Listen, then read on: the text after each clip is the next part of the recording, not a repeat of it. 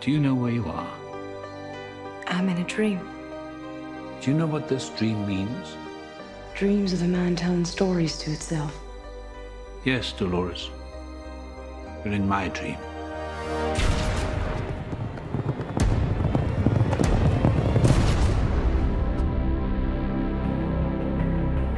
We wanted to come to Westworld from the perspective of the robots, or as we call them, the hosts, who are not in on the joke. They're not aware of the fact that this is a simulation, that this is not reality. They're simply there for the amusement of the 21st century guests who are coming to indulge in a fantasy.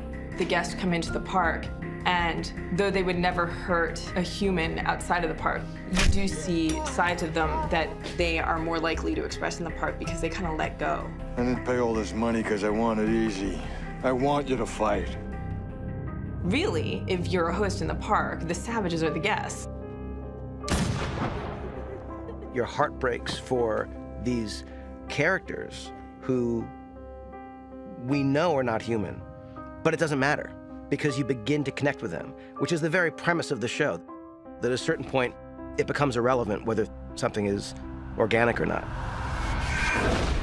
You taught me how to make them, but not how hard it is to turn them off. You can't play God without being acquainted with the devil. We were fascinated with this thing that we seem to be barreling towards, the moment in which we create things that are intelligent enough that we can take advantage of them and derive pleasure from them, but not so intelligent that we worry or feel badly when we turn them off. You know, if you play your Xbox and you're interacting with virtual characters, you don't think twice about hitting the power button. You imagine how fucked we'd be if these poor assholes ever remembered what the guests do to them?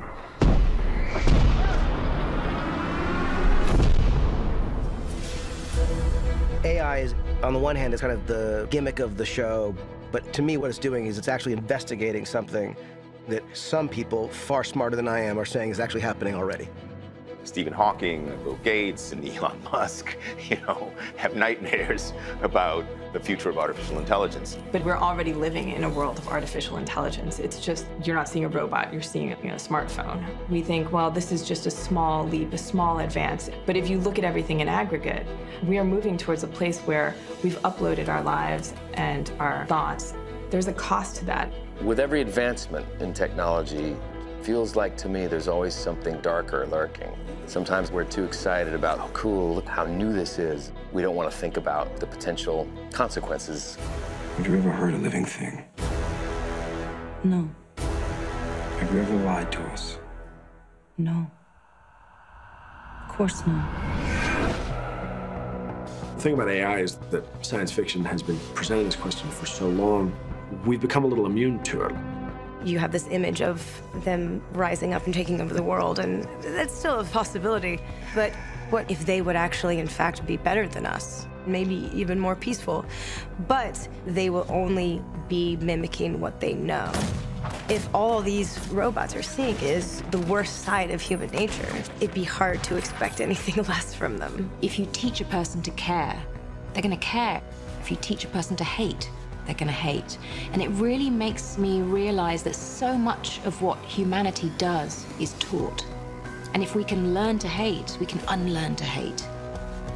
We've started to think of it only as a question of science fiction. And the reality is, these things are happening very quickly. I believe we're going to start grappling with some of these questions far earlier than we anticipated.